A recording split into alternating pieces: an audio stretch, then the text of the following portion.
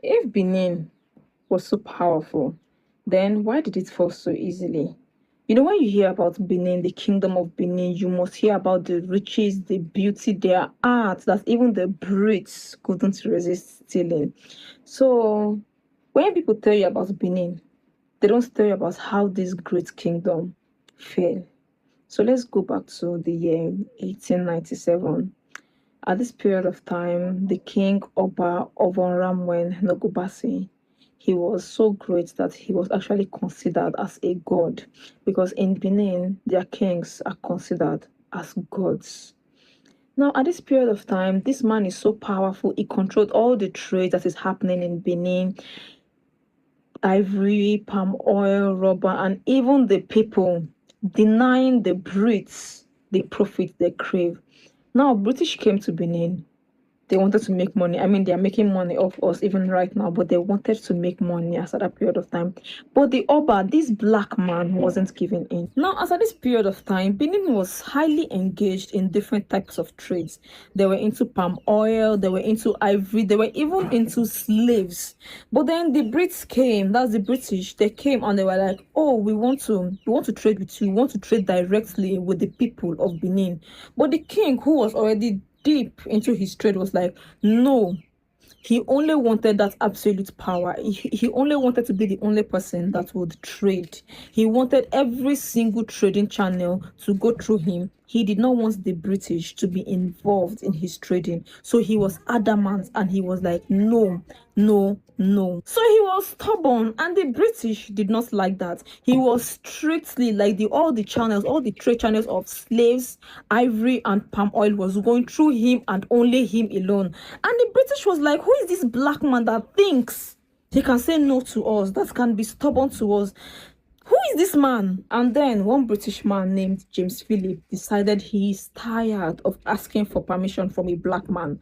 And then he wrote to London saying, I'm going to see the Oba. I'm going to try and make sure that this Oba cooperates with us. Or, he added a or. So he woke up that day and was like, he's going to see the Oba. Now, at this period of time in the Kingdom of Benin, any normal person would know that that is suicide. Because in Benin Kingdom, during certain times of the year, like the Igwe festival, nobody disturbs the Oba. In fact, you don't even breathe near the palace. It is suicide. It is not allowed. But Phillips, in his full arrogance, he starts his journey with his men, carrying gifts, wine, clothes, and mirrors, and then he sets off without permission, insisting that he must see the Oba. So the Benin chiefs begs him to wait, insisting that it is the sacred Igwe festival period where, by custom, no one can even breathe near the palace. It is suicide. Doing that is suicide. But then Philip was overconfident and so arrogant of Edo rules. He approaches the city. He marches ahead. So on January 4th, 1897, Phillips approaches the city of Ubini near Guatom. Benin warriors ambush the column, and in a flash, British officers and then the African porters were slaughtered. Only 2 British survived. In the bush was soaked with blood. Phillips is dead. A few remaining porters were captured by the Edo. Back in London, they were going crazy. They were infuriated. They were like, this is the Benin massacre.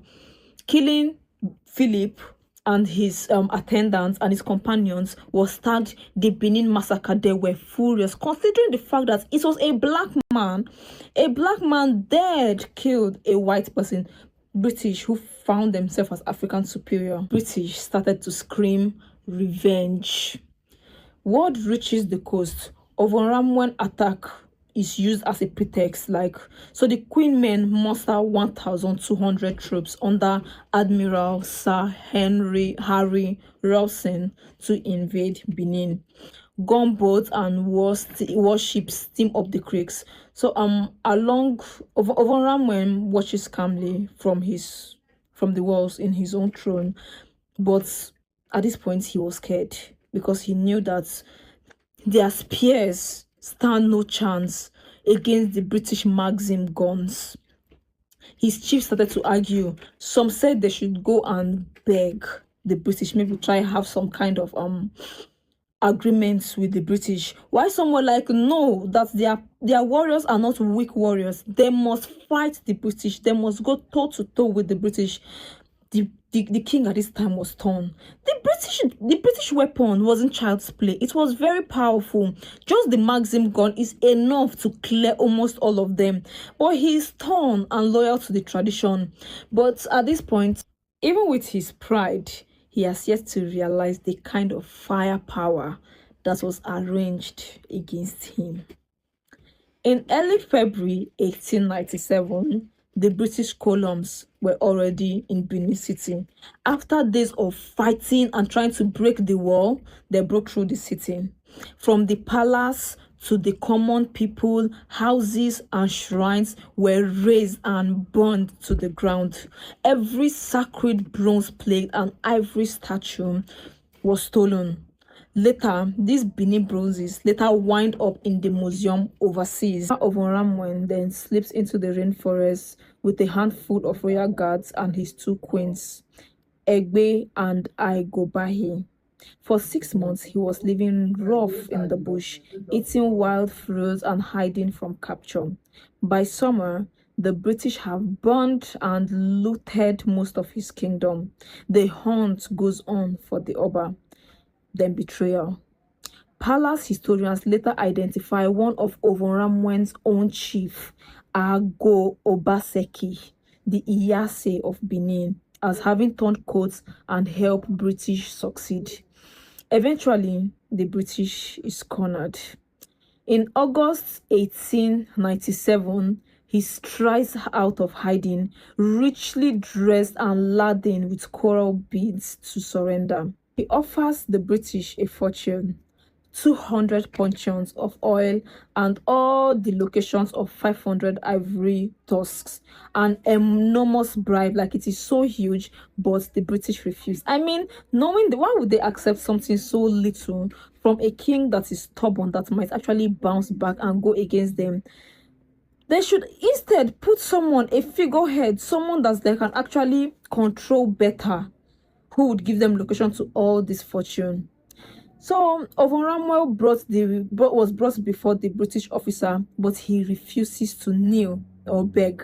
And then he reportedly said, say to the queen that the Oba of Benin will face his fate. They spare his life, but him and his queens were loaded to a gunboat. They deposed him and sent him to Calabar. In fact, records say that he was hoisted in a small place called Asian Town in Calabar. The once mighty Oba, once draped in gold and power, was now sitting under some stranger's roof, far, far, far from home. But even in defeat, he still stood tall. So in 1914, the same year Nigeria became a colony, the Oba died. But you know what? He died standing tall and proud.